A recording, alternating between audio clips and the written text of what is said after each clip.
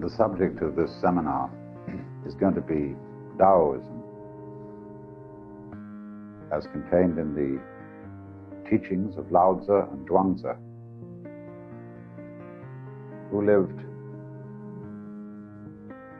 approximately 400 years or more before Christ, separated probably by 100 years from each other. And, as is often repeated, Lao Tzu started out by explaining that the Tao, which can be explained, is not the eternal Tao, and then went on to write a book about it, also saying, "Those who say do not know, those who know do not say," because there's nothing to be explained. You must remember that the word explain means to lay out in a plane. That is, to put it on a flat sheet of paper. All mathematics is done on a flat sheet of paper until very recent times. But it makes a great deal of difference because this world isn't flat.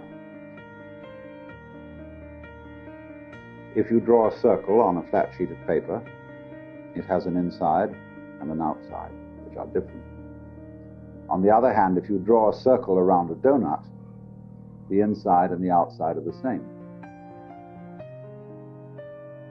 So, what we are first of all saying is that the Tao, whatever that is, cannot be explained in that sense.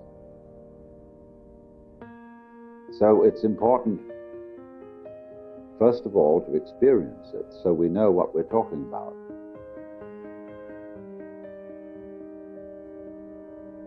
And in order to go into Taoism at all, we must begin by being in the frame of mind which can understand it.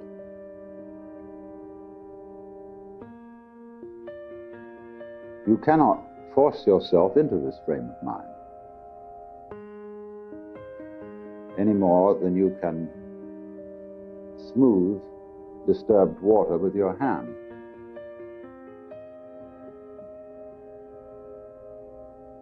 But let's say that our starting point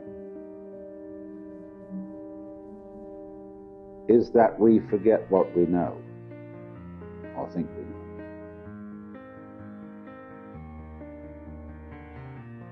That we suspend judgment about practically everything.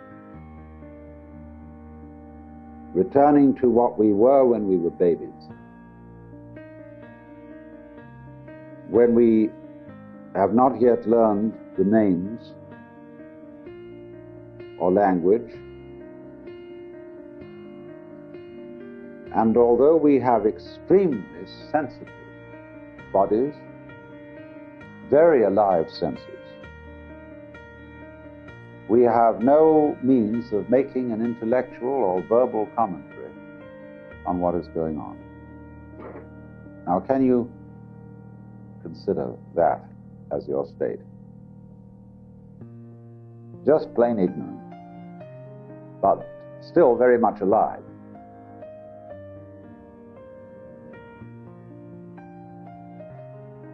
And in this state, you just feel what is, without calling it anything at all. You know nothing at all about anything called an external world in relation to an internal world. You don't know who you are. You haven't even got the idea of the word you or I. It's before all that. Nobody has taught you self-control. So, you don't know the difference between the noise of a car outside and a wandering thought that enters your mind. They're both something that happens. You don't identify the presence of the thought, which might be just an image of a passing cloud in your mind's eye, and the passing automobile. They happen. Your breath happens. Light all around you happens. Your response to it by blinking happens.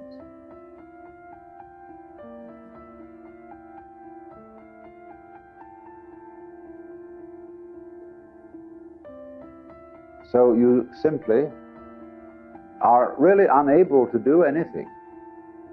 There's nothing that you're supposed to do. Nobody's told you anything to do.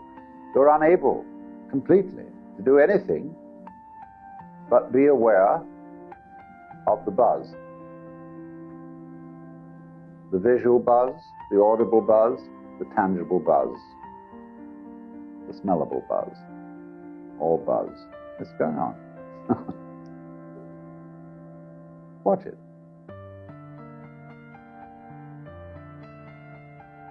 Don't ask who's watching it. You've no information about that yet. That it requires a watcher for something to be watched. It's somebody's idea. You don't know that. Lao Tzu says, the scholar learns something every day. The man of Tao unlearns something every day. Until he gets back to non-doing. And that's what we're in at the moment.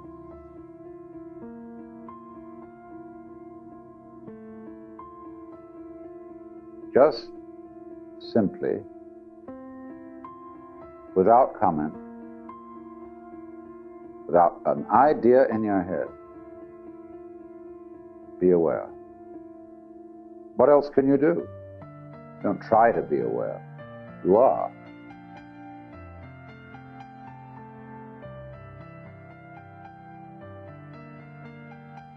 You'll find, of course, that you can't stop the commentary going on in your head. But at least you can regard it as interior noise. Listen to your chattering thoughts as you listen to the singing of a kettle.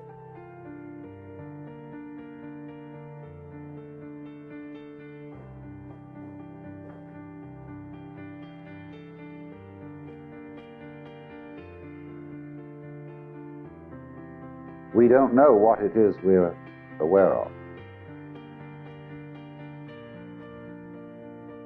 Especially when you take it all together. And there's this sense of something going on. I won't even say that. This. You see? This.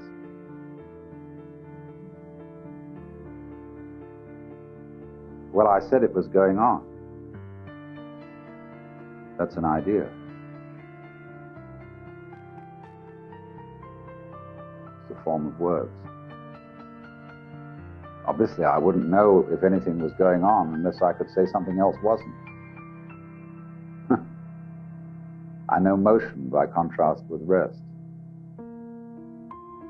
So while I am aware of motion, I'm also aware of at rest. So maybe what's at rest isn't going on and what's motion is going on.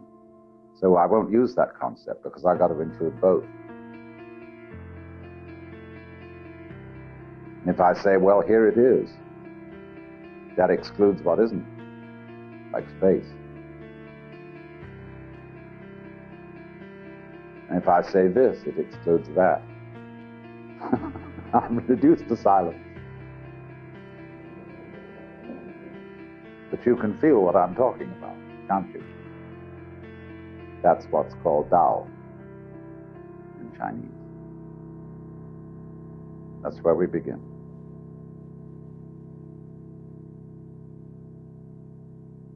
Tao means basically way. And so course. The course of nature, of which Lao Tzu says, Dao Fa Zi Yan, which means Fa, Dao, Fa means the way of functioning of the Tao. Zi Yan is of itself so. That is to say, is spontaneous.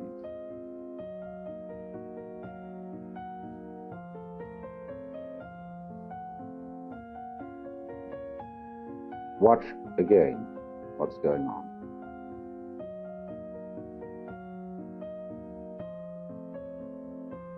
If you approach it with this wise ignorance, you will see that you are witnessing a happening.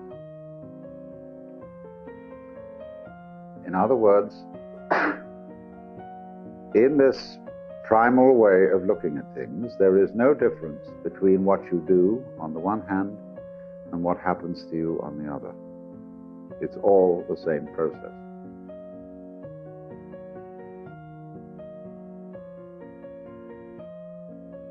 Just as your thoughts happen, the car happens outside,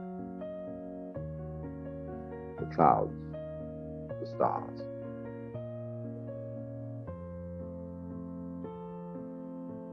When a Westerner hears that,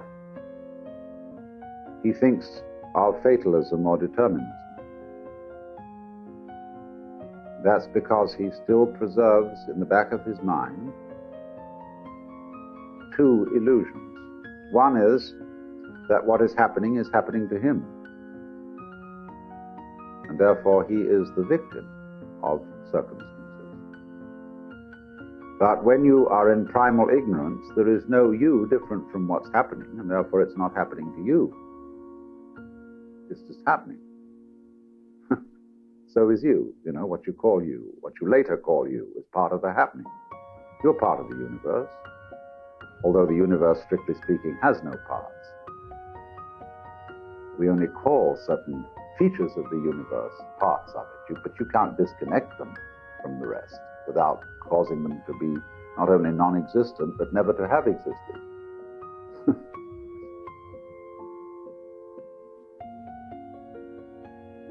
So, when you have this happening, the other illusion that a Westerner is liable to have is that it's determined in the sense that what is happening now follows necessarily from what happened in the past. But you don't know anything about that in your primal ignorance. Cause and effect? Why, obviously not. Because if you're really naive, you see that the past is the result of what's happening now. It goes backwards into the past. Like a wake goes backwards from a ship. All the echoes are disappearing, finally, go away and away and away. And it's all starting now. What we call the future is nothing. The great void. And everything comes out of the great void. That's the way a naive person, and as I explained, if any of you were at my lecture last night, if you shut your eyes and contemplate reality only with your ears,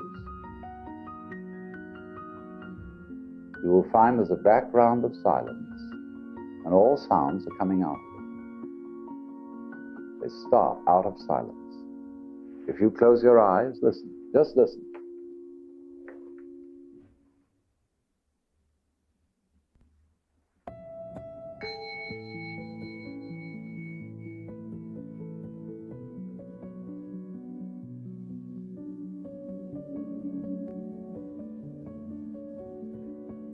You see, the bell came out of nothing, floated off, and then stopped being a sonic echo and became a memory, which is another kind of echo, a wake. It's very simple. It all begins now. And therefore it's spontaneous. It isn't determined. That's a philosophical notion. Nor is it capricious. That's another philosophical notion. As we distinguish between what is orderly and what is random. Of course, we don't really know what randomness is. If you talk to a mathematician about randomness, he'll make you feel quite weird. What is so of itself? Sui generis in Latin. That means coming into being spontaneously on its own accord. It's the real meaning of virgin birth. Sui generis. And that's the world. That is the Tao. That makes us feel scared, perhaps. Because we say, well, if all this is happening spontaneously, who's in charge? I'm not in charge. That's pretty obvious. But I hope there's God or somebody looking after all this. But why should there be someone looking after it? Because then there's a new worry that you may not have thought of. Like, who takes care of the caretaker's daughter while the caretaker's busy taking care? Who guards the guards? Who supervises the police? Who looks after God? Well, you say, God doesn't need looking after. Oh, well then nor does this. Tao. Because Tao is a certain kind of order.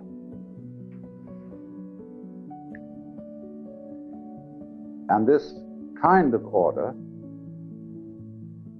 is not quite what we call order. When we arrange everything geometrically in boxes or in rows, that's a very crude kind of order. But when you look at a plant, it's perfectly obvious that this bamboo plant has order.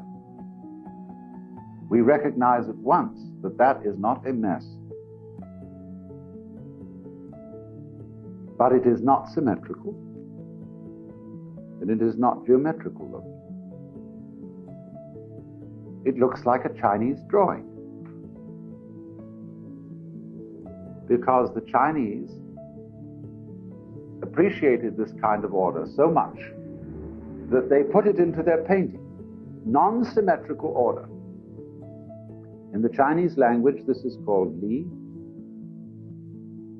And the character for Li means originally the markings in jade, also means the grain in wood and the fiber in muscle. We could say too that clouds have Li, marble has Li, the human body has Li. And we all recognize it, and the artist copies it, whether he is a landscape painter, a portrait painter, or an abstract painter, or a non-objective painter. They all are trying for Li. And the interesting thing is that although we all know what it is, there's no way of defining it.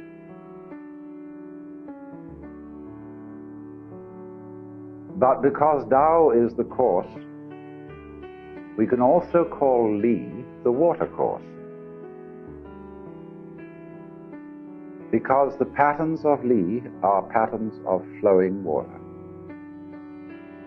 And we see those patterns of flow memorialized, as it were, in sculpture, in the grain in wood, which is the flow of sap, in marble, in bones, in muscles.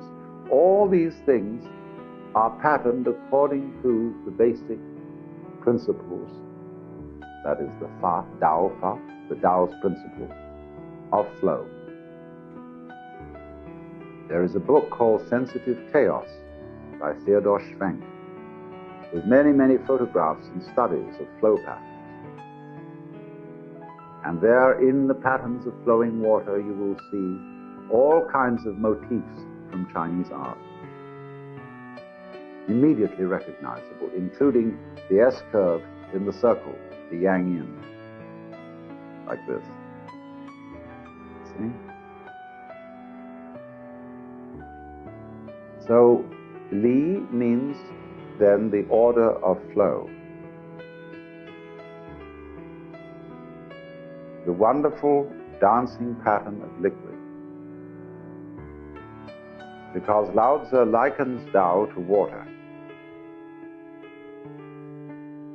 The great Tao, he says, flows everywhere, to the left and to the right.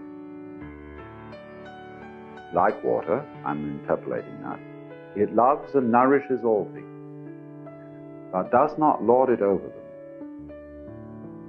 Because, he says elsewhere, water always seeks the lowest level, which men abhor.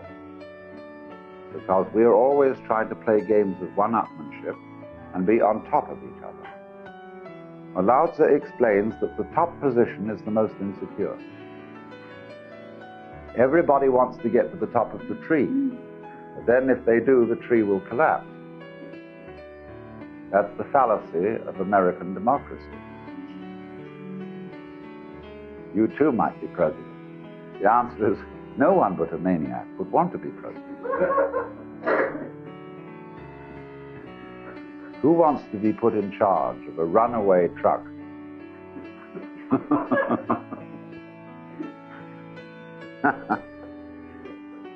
So, Lao Tzu says that the basic position is the most powerful.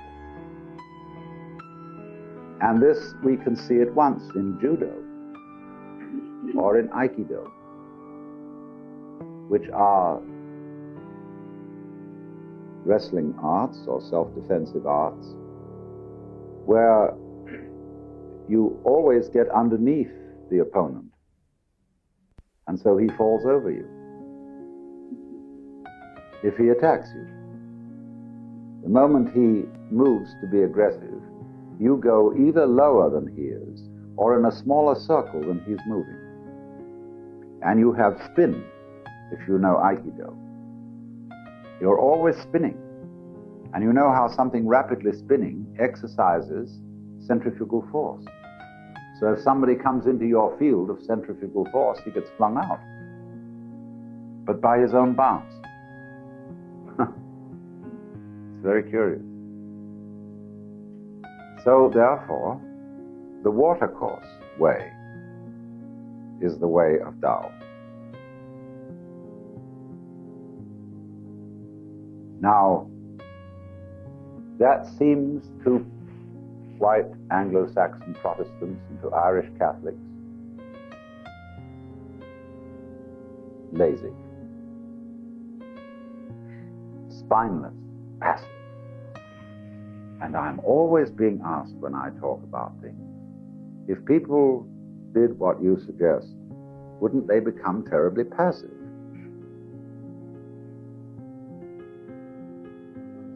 Well, from a superficial point of view, I would suggest that a certain amount of passivity would be an excellent corrective for our kind of culture. Because we are always creating trouble by doing good to other people. You know, we wage wars for people's benefit. And educate the poor for their benefit, so that they desire more things which they can't get. I mean, that sounds rather callous. But our rich people are not happy, whereas the poor people of Haiti are, to judge by the way they laugh.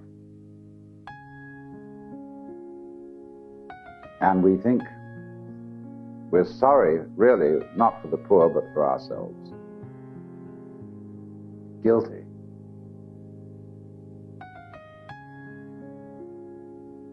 So, a certain amount of doing nothing and stopping rushing around would cool everything. But also it must be remembered that passivity is the root of action. Where do you suppose you're going to get energy from? Just by being energetic? No, you can't get energy that way. That is exhausting yourself. To have energy, you must sleep, but also much more important than sleep is what I showed you at the beginning. Passivity of mind, mental silence. You can't, as I tried to explain, be passive as an exercise that's good for you. You can only get to that point by realizing there's nothing else you can do. So for God's sake, don't cultivate passivity as a form of progress. That's like playing because it's good for your work. You never get to play.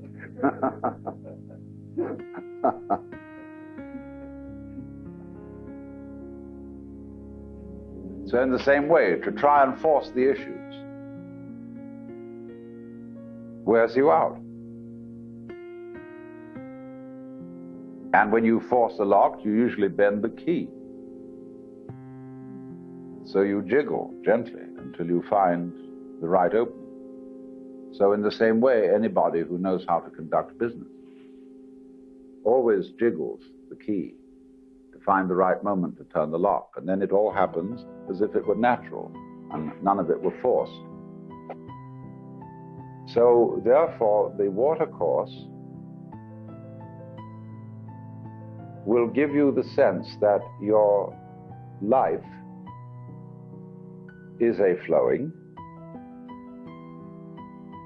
The flowing is equally you and what is not you, or called not you.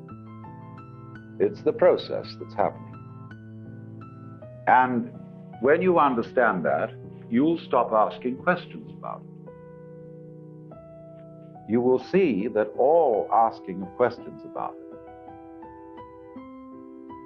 it is, shall I say, tautological. You get explanations, but don't explain.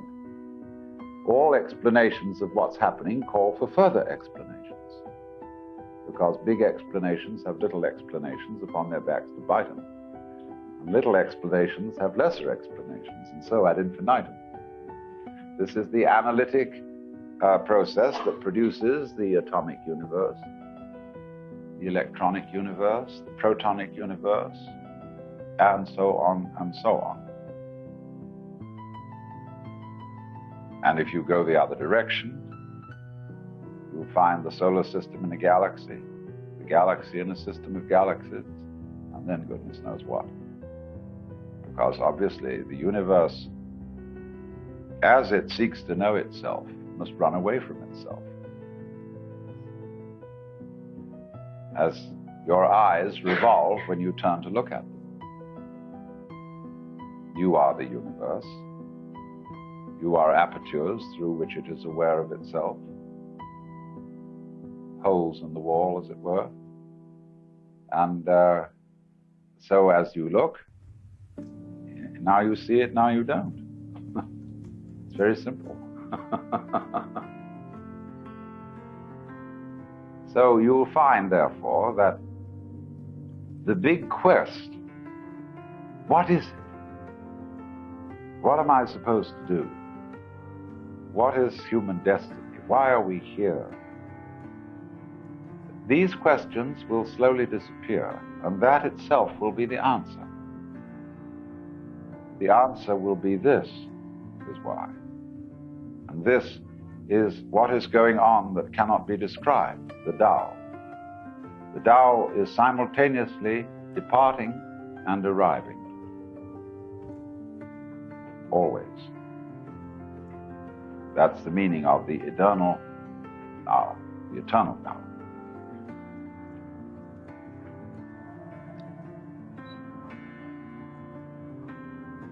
Well then,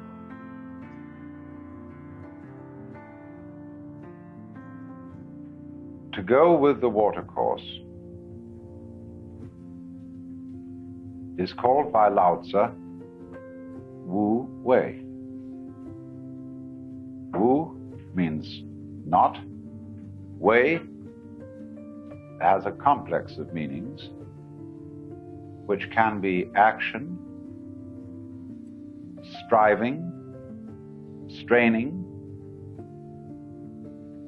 doing, or best, forcing. Not forcing is Wu Wei. So he says, Tao Wu Wei, Tao does nothing, but nothing is left undone. In other words, Tao accomplishes all things without forcing them. And so therefore, when you master, that's the wrong word, because it has the idea of superiority.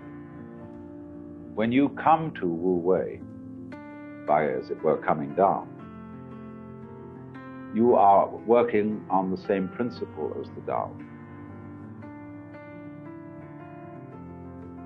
And so this is likened poetically to the difference between a willow and a pine when it snows.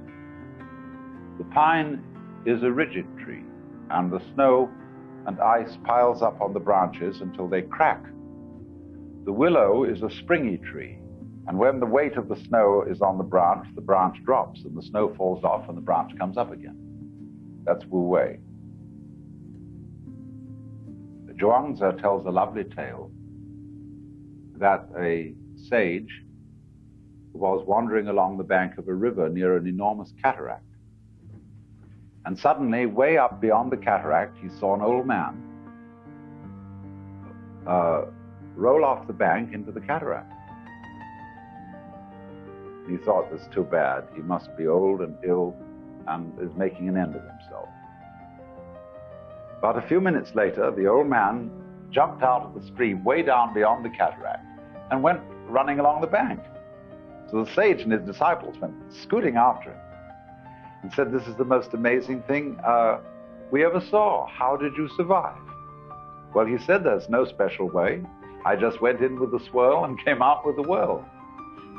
I made myself like the water, so there was no conflict between myself and the water. So in the same way, when a baby is in an automobile accident, we find often that the baby is uninjured because the baby didn't go rigid to protect itself. So likewise, when you learn to fall in judo, you learn to curl up limply and yet make your arms very heavy so that they flop with an immense thud on the floor. And that making heavy is again like water. And this absorbs the shock. So it isn't, you see, you must realize that the water course is not complete limpness, because water has weight and therefore strength. And that really all energy, the secret of Wu Wei, is that all energy is gravity. We, as a planet, would, if we encountered some obstacle in space, there would be an enormous release of energy. The obstacle would feel that it was being hit by some colossal force. But the planet is falling round the sun. And the sun is falling round something else. The whole universe is falling. But since there's nowhere for it to drop, it's sort of not falling at anything. It's just falling around itself. Sometimes there are collisions. But everything's got so much space that they're very rare. Maybe the ones that didn't have space have been eliminated and became all the dust that's in the sky. But all energy is gravity. That's the secret of judo. It's really the secret, ultimately, of the puzzle of the relationship of gravity to energy. It's the real secret of E equals mc squared. So now, if you want, you see, to find an intelligent solution to a problem, the work is done with your brain. You have all the necessary intelligence inside this bone. Only most people never use their brains, they use their minds instead. And think that they use their minds like they use their muscles, that you can strain your head and work very hard with it as if it were a muscle to achieve a result. But that doesn't work that way. When you want to find out the answer to something, what you do is you contemplate it. You visualize your problem, your question, as well as you can, and then simply look at it. Because you don't try to find a solution, because any solution that comes in that way is liable to be wrong. But when you've watched it for a while, the solution comes of itself. And that is the way to use your brain. It works for you in the same way as your stomach digests your food without your having to supervise it consciously. But all our attempts to supervise everything consciously have led to things that aren't too good for our stomachs and so forth. You know how it goes. So, the reason for that is quite simple. That conscious attention, employing words, cannot think of very much. We ignore almost everything while we're thinking. We think along a single track. But the world isn't going on along a single track. The world is everything altogether everywhere. And you just can't take that into consideration. There isn't time, but your brain can. Because the brain is capable of handling innumerable variables at once, whereas your conscious attention is not. Or rather, more strictly speaking, verbal symbols are not capable of handling any more than a one very, very crudely simple track. That's why we have to trust our brains. Because you see, we are much more intelligent than our understanding of ourselves. When a neurologist admits that he's only begun to scratch the surface of understanding the nervous system, he is actually saying that his own nervous system is smarter than he is. It's outwitted him so far.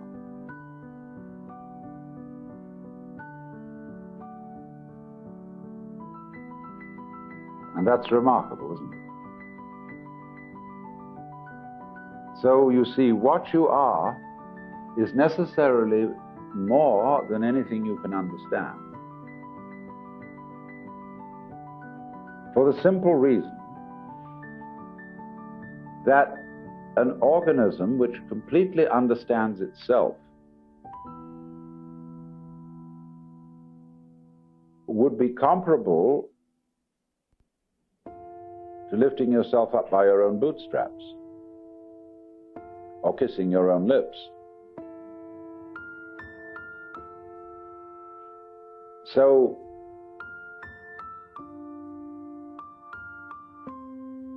there's always this element of the nothing or unknown in any process of consciousness or knowledge. And if that irritates you, remember, you are really addressing yourself to a stupid problem, because fire doesn't need to burn itself any more than a light needs to shine on itself. So for light to ask, what am I?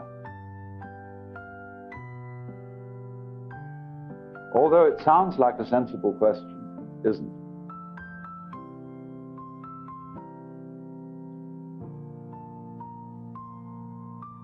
Because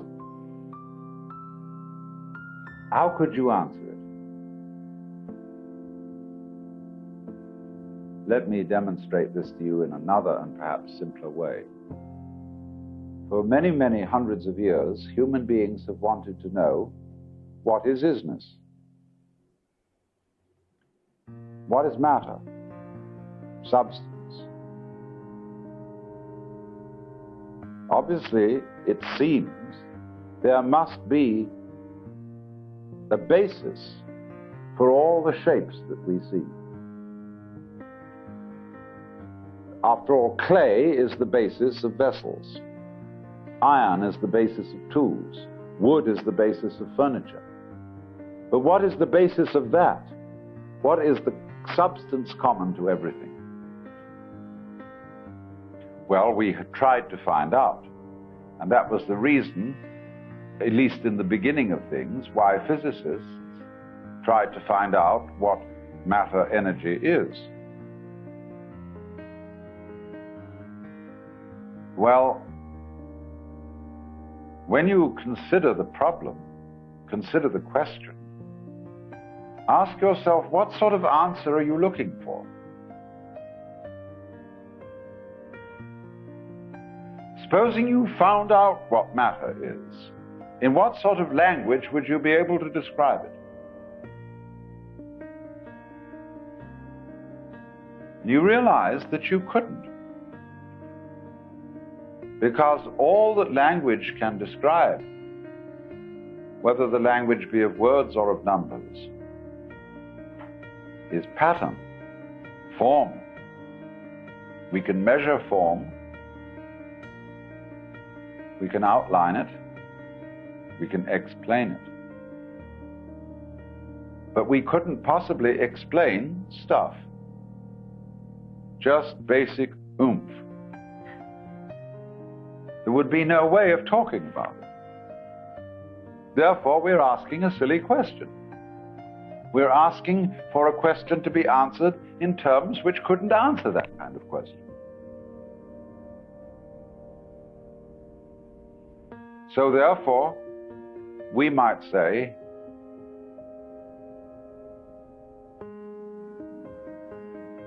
you don't need really the idea of stuff, of matter, because what you've got is form, and I could say it's the form that matters in anything.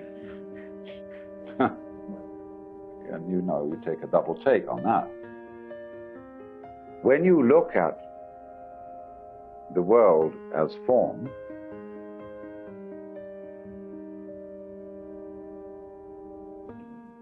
you will not ask questions about what is it made of? What are these shapes made of? They're because they're not made. It says Dao Wu Wei, and Wu Wei means also not making.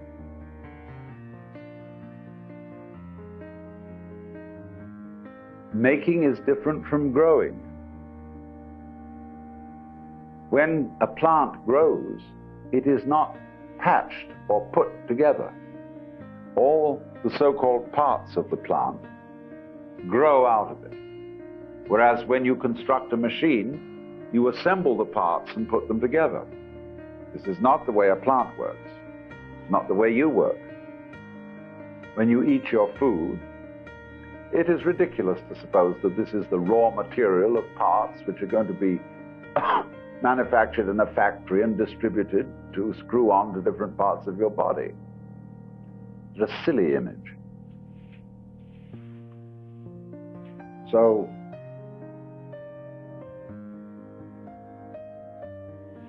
you don't ask, therefore, what are things made of?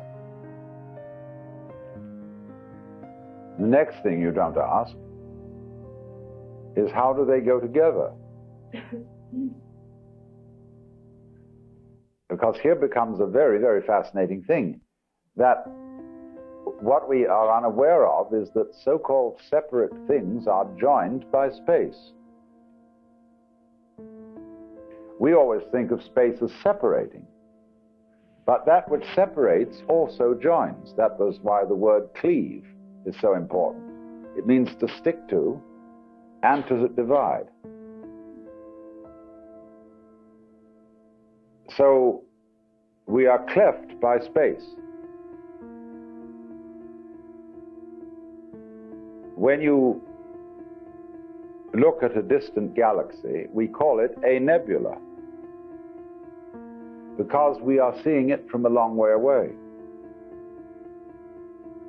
When, however, we get close to it, the nebula disappears, and we see individual stars. We are living in the middle of one. From a long way away, all the stars in our galaxy appear to be a thing. But right close up, we don't see that thing. What is it that keeps all these stars together? Oh, we say gravity. Gravity is a word for something that means simply we don't know what it is.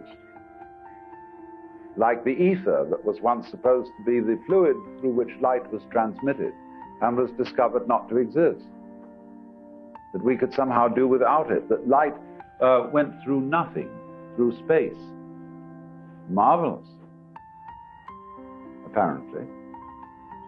So, here are all sorts of things not joined to each other by strings, and yet they constitute a thing.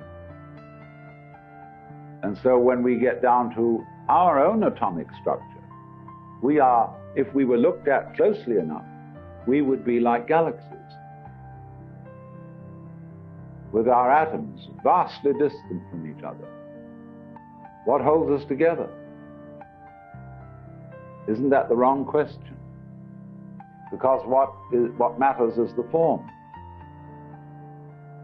It is your shape.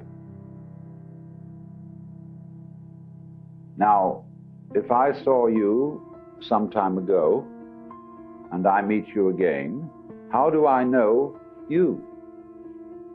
It's I recognize your shape. If I haven't seen you for some time, when I meet you the second time, there is nothing of you that I knew before. All your so-called substance has changed. Just as if I visit a waterfall, a few seconds later, it's not the same water. It's falling the same way, the same style. And so in the same way, when I meet you today, yesterday, the day before, you're the same style, you're the same pattern, but it's all different.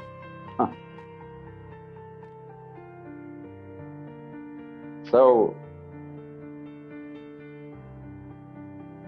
that pattern can come to an end. And then after a while, it can happen again. Just as if you take a newspaper photograph and look at it under a magnifying glass, what you saw with the naked eye as a clean line will appear to be a series of dots. And the dots are alike one another. And there's no strings joining. Change your level of magnification, and there's a line. You can magnify in time as well as in space. Only you do it a different way. To magnify anything in time, you speed up the time. So we take a fast motion picture of a bean, and we put the bean on Earth, and we expose one frame per day. And then when we run the movie, we suddenly see the bean moving. It puts out a little feeler, and the feeler goes, and all the stalks and leaves open. Out comes a bean, and it eventually crumbles, fades off. Why, we saw a gesture. We saw a happening, which we would never notice with the naked eye. Too slow. Now that is, you see, magnifying time. Now, therefore, let us suppose we had human faces, thousands of faces, which suddenly began as little fetus cells, and we got some turn rapidly into baby face, into child, adolescent, adult, old person, skull and dust, going, all these faces coming and going, making their gesture of going through the whole lifespan. Well, we would watch and we would begin to see patterns of continuity.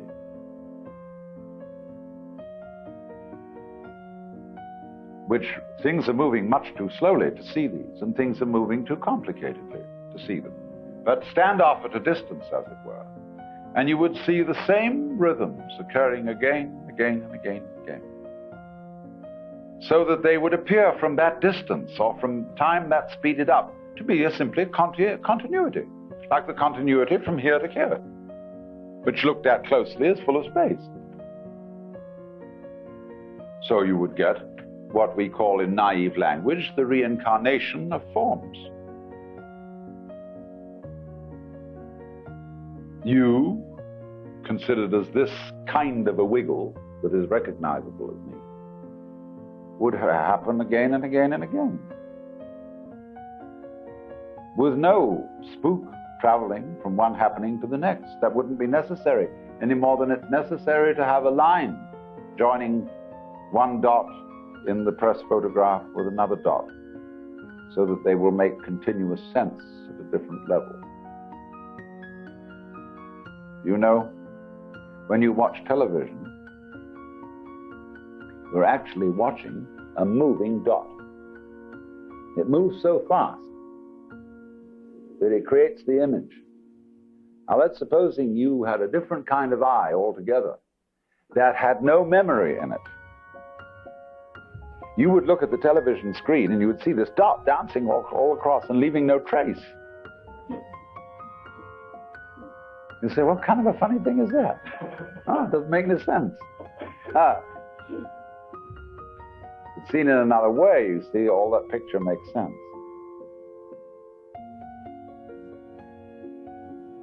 So you see, you don't have to, all these mysteries, like our reincarnation, you don't need any spooky knowledge to understand them. It's all right out in front of you, and you will discover that as I talk to you, I'm not going to tell you a thing that you didn't already know. All this was plain to you. All I will do is put it in words in such a way that you will be able to say, well, that's what I always thought, but I could never explain it.